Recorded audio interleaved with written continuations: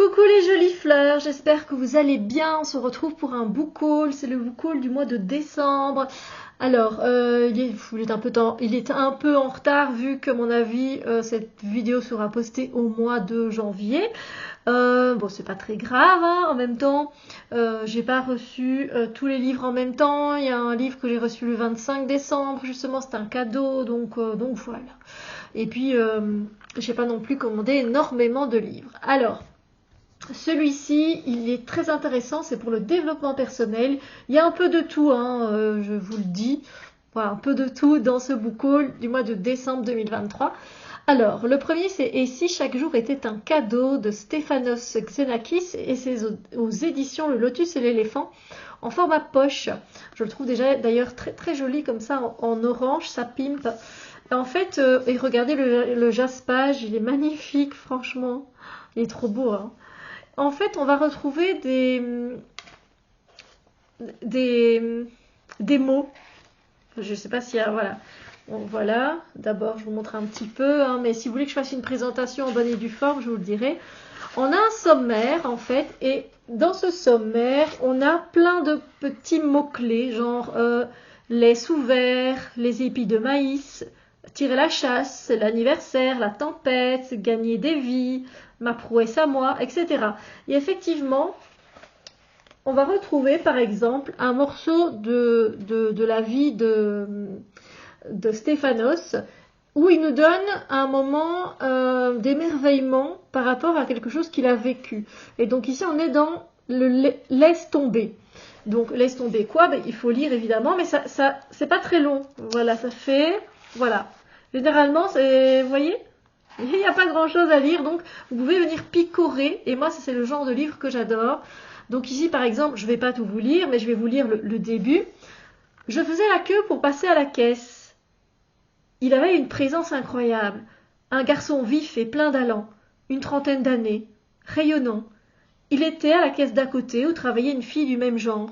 Il parlait de tout et de rien. Je tendais l'oreille. Pendant un court instant, je les ai perdus et j'ai raté quelques-uns de leurs échanges. La caissière lui a dit quelque chose et je l'ai entendu répondre, dépité. « Non, laisse tomber. » Comme si c'était sorti de la bouche d'un autre homme, vide de toute énergie, déprimé, malheureux, éreinté. Je me suis retournée pour le regarder. Et puis voilà, il explique et après il va y avoir quelques questionnements évidemment par rapport au « laisse tomber », qu'est-ce que ça voulait dire pour lui, etc.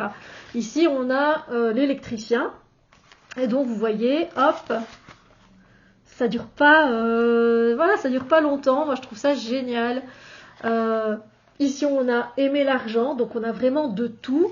Et encore une fois, hop, ça s'arrête là. Et alors il y a aussi, allez, comment dire, un marque-page. Voilà, c'est vrai que je l'ai pas retiré encore. Bon, bref, je le retirerai plus tard, mais voilà, c'est « Et si chaque jour était un cadeau, sans une histoire pour s'émerveiller ». Voilà. Donc ça, je pense que ça peut être un livre très intéressant pour travailler sur vous-même, avec d'autres livres en parallèle. Alors, on va passer maintenant à un tome 6, qui n'est autre qu'Agatha Raisin. Elle enquête encore et toujours. Vacances, tout risque, bon baiser de Chypre de M.C. Beaton aux éditions Albin Michel. M.C. Beaton, c'est du cozy mystery. Je l'aime beaucoup. Je continue à suivre ses aventures. Si je pouvais, en fait, je lirais ça très très vite si j'en ai envie. Mais c'est parce que j'ai envie de lire d'autres livres aussi. Mais sinon, ça se lit mais tellement vite ces livres-là. Pour moi, on va dire en 2-3 jours. Évidemment, je ne lis pas tout le temps non-stop, hein, évidemment. Et, par exemple, je lis des fois rien qu'au soir. Des fois, j'ai le temps de lire après-midi, je lis après-midi.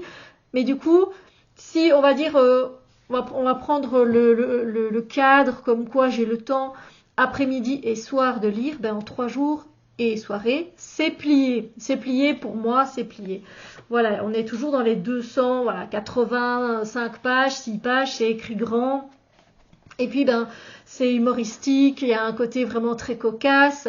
Agatha Raisin et l'enquête, mais c'est toujours très sympa. Et puis, ici, je suis contente qu'on les retrouve autre part que dans les Coastlands, c'est ça? Je ne sais plus du coup. On les retrouve à Chypre, donc moi ça me fait bien plaisir de les retrouver dans un autre cadre, dans un autre environnement. Donc voilà, ça c'est chouette. J'aimerais bien lire plus de Cozy Mystery, mais voilà, j'aime tellement m'aventurer dans des genres, je vais pas dire, enfin oui, des genres différents, en tout cas, tant que ça reste dans le fantastique, la fantasy, le contemporain, le Cozy Mystery, mais pas tout ce qui est thriller et horreur, c'est pas trop mon truc. Alors, là aussi, on repart plus pour des informations. Alors, c'est des livres qui sont généralement faits pour les enfants, mais pour les grands aussi, hein. C'est 100 infos à connaître, l'archéologie, c'est aux éditions Picolia, et c'est de qui exactement? Je ne sais pas, écoute, c'est même pas noté particulièrement. Picolia, voilà. Et vous avez donc... C'est en couleur, c'est des petits livres qui coûtent 5 €. Et vous avez un sommaire, voilà. Et ensuite, vous rentrez directement avec des photos comme ceci, un peu plus réalistiques. Et à chaque fois, vous avez donc donc c'est l'info numéro 1. Puis après, on va vous mettre plusieurs, vous voyez, vous avez plusieurs informations. Ici, on est sur l'archéologie, vous l'avez compris. Et moi, il y en a plusieurs de ces livres-là qui m'intéressent beaucoup. J'en ai même offert à un ami, à mon meilleur ami dans son calendrier de l'Avent. J'ai mis les explorateurs parce que je sais qu'il aime bien ça. Et on a vraiment de tout, quoi. Ici et derrière, vous voyez, les abysses, châteaux et chevaliers, les dinosaures, l'espace, la Grèce antique, la préhistoire, les océans, sauvons la terre. Bref, moi, il y en a beaucoup qui me plaisent, hein, tous. Les serpents, ça me tente bien, voilà, le système solaire, baleines et dauphins, les oiseaux, enfin bref, il y en a vraiment beaucoup et moi je trouve ça super sympa, autant pour les grands donc autant pour les enfants que pour les adultes, voilà. Alors, ensuite, on vient avec un tome 2, oui. Si vous me suivez dans mes points lecture, vous savez que j'ai énormément aimé le tome 1 de Zillois. Et ici, on est avec le tome 2, Le piège du fourmilion de Grégoire Larocque. C'est auto-édité et franchement, ça donne envie déjà de s'y plonger. Voilà, en plus c'est écrit assez grand et j'aimais bien, il y avait des épreuves dans le premier, on suivait... attendez, parce qu'il faut que je me remette dans... Oh, je ne sais même plus. Je ne sais plus les prénoms, évidemment. Shivan, voilà. On suit Shivan qui va passer des épreuves pour être le prochain Zillois. Le Zillois, c'est un peu le grand prêtre. C'est un peu le gouverneur, le roi. Ouais, voilà. Et donc, il passe les 3 épreuves. Et ses amis aussi passent les 3 épreuves. Et c'était vraiment sympa parce que ça se passe sur une île. Voilà.